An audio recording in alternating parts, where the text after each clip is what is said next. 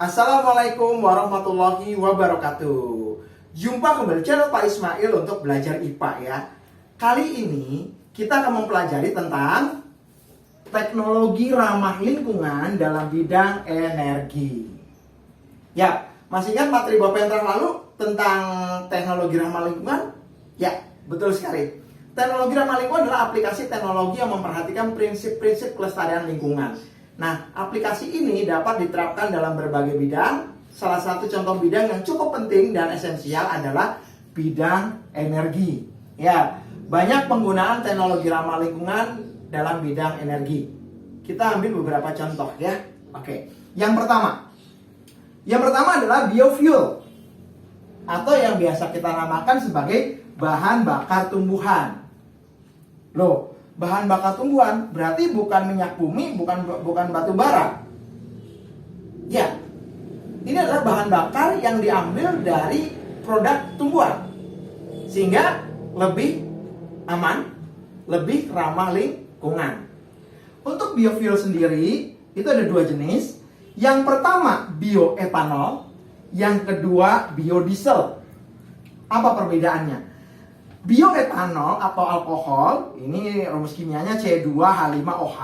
Ini adalah proses fermentasi karbohidrat. Ya, banyak produk-produk tumbuhan yang memiliki tingkat karbohidrat tinggi. Bapak ambil contoh misalnya singkong, jagung, sorghum. Nah, produk-produk karbohidrat ini dapat kita gunakan teknologi ya dengan melakukan fermentasi. Ya, dengan bantuan enzim yang dihasilkan oleh bakteri atau jamur. Nanti hasil fermentasi itu berupa gula. Nah, senyawa gula ini akan difermentasikan oleh bakteri Saccharomyces cerevisiae. Ya, sehingga akan menghasilkan etanol, ya, atau alkohol. Nah, etanol ini ya sebagai produk dari tumbuhan atau biasa dikatakan sebagai bioetanol yang digunakan sebagai sumber bahan bakar. Ya, oke, seperti itu. Lanjut. Yang kedua adalah biodiesel. Apa bedanya? Kalau biodiesel ini didapatkan dari hidrolisis lemak nabati tumbuhan. Misalnya apa? Misalnya minyak kelapa sawit atau minyak jarak, ya, tanaman jarak. Nah, ini adalah senyawa-senyawa lemak nabati yang memiliki tingkat kandungan energi yang tinggi. Ya, oke. Dengan teknik kimia khusus, dihidrolisis, difermentasi, itu akan menghasilkan solar. Ya, cuma berbeda dengan solar yang dihasilkan dari bahan bakar minyak bumi. Solar di sini dihasilkan dari tumbuhan yang sifatnya sangat safe, aman, dan ramah lingkungan, sehingga disebut sebagai biosolar. Ya, oke ya. Oke. Jadi biofuel itu ada dua jenis, ada bioetanol dan biodiesel. Ya. Contoh apa lagi teknologi ramah lingkungan dalam bidang energi? Biogas. Nah, dari namanya saja sudah jelas ya. Bio makhluk hidup, gas. Jadi gas-gas yang dihasilkan dari produk makhluk hidup. Produk yang mana? Yaitu fermentasi bahan organik.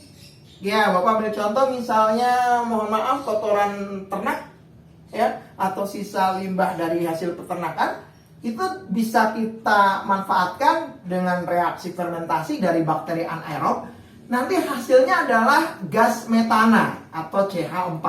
Nah, gas metana ini adalah gas yang kalau dihasilkan dalam ruang tertutup itu tekanannya sangat tinggi.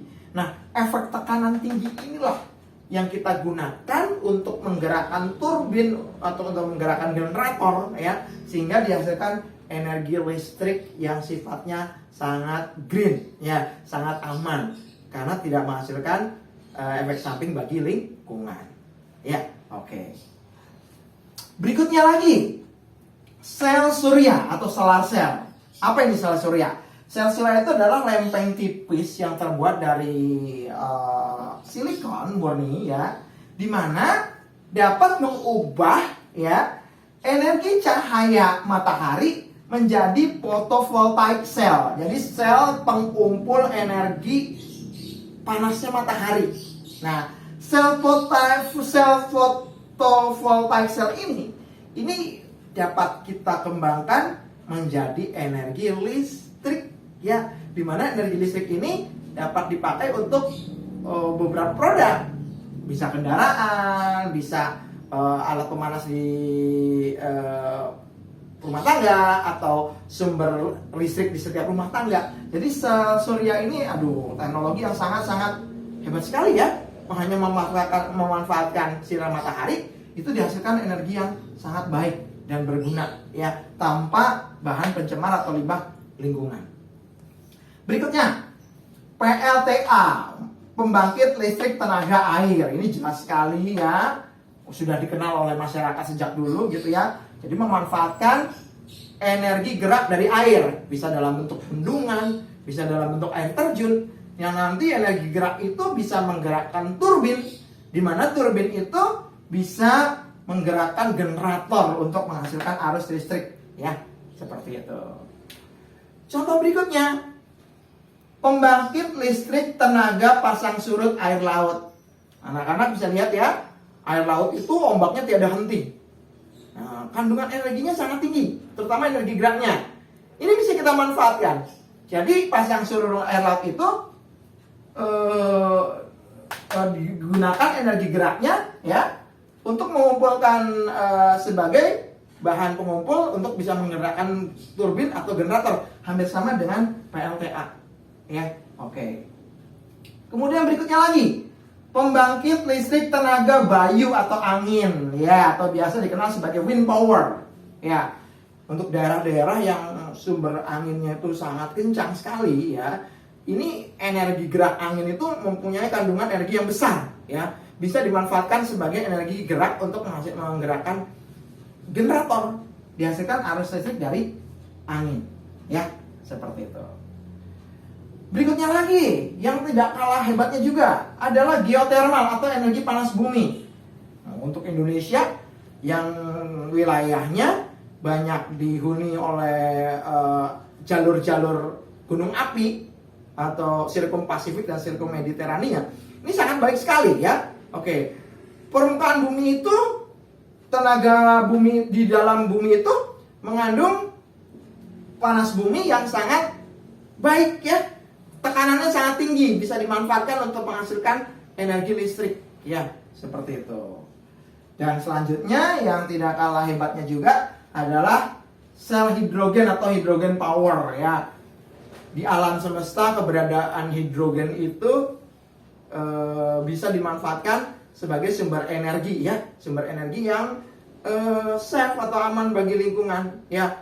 Tekanannya baik, tidak mencemari alam, sehingga hidrogen power ini bisa dimanfaatkan dalam berbagai macam aplikasi ya, ataupun bahan bakar ataupun mesin transportasi atau kendaraan ya, seperti itu. Demikian contoh-contoh penggunaan teknologi ramah lingkungan dalam bidang energi. Masih banyak contoh lain yang lain, kalian bisa explore dan mencari sendiri ya.